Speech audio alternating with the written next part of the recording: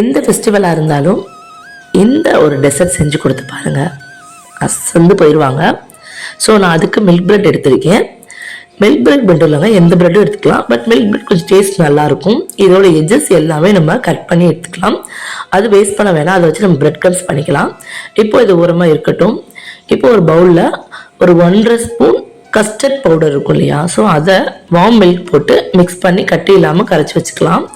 இருக்கட்டும். இப்போது ஒரு பாத்திரத்தில் கொஞ்சமாக சூடு பண்ண பாலோட இந்த மிக்ஸ் பண்ண கஸ்டர்ட் புட்டிங் அப்புறம் சர்க்கரை போட்டு ஒரு 5 நிமிஷம் ஸ்லிம்லேயே வச்சு அந்த சர்க்கரை கரையிற வரைக்கும் கிண்டி விட்டுட்டு அடுப்பு ஆஃப் பண்ணிடுங்க. பொங்கலாக வேண்டாம்.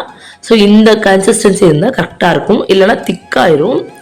ஸோ இப்போ இதுக்கு டாப்பிங்ஸ்க்கு நான் பாதாமும் முந்திரி எடுத்துருக்கேன். உங்ககிட்ட முந்திரி இருந்தால் அது கூட யூஸ் பண்ணிக்கோங்க. ஸோ இந்த மாதிரி சாப்பரில் போட்டு பண்ணும்போது நல்லா இருக்குது. இந்த சாப்பர் நமக்கு அமேசானில் தான் வாங்கினேன், ரொம்ப யூஸ்ஃபுல்லாக இருக்குது.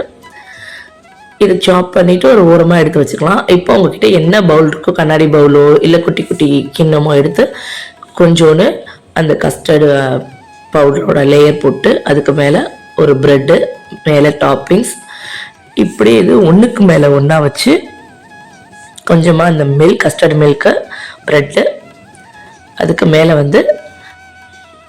இந்த கார்னிஷிங் போட்டு நீங்கள் ஃப்ரிட்ஜில் வச்சு கொடுத்தீங்க அப்படின்னா அவ்வளோ ஒரு சூப்பராக இருக்கும்.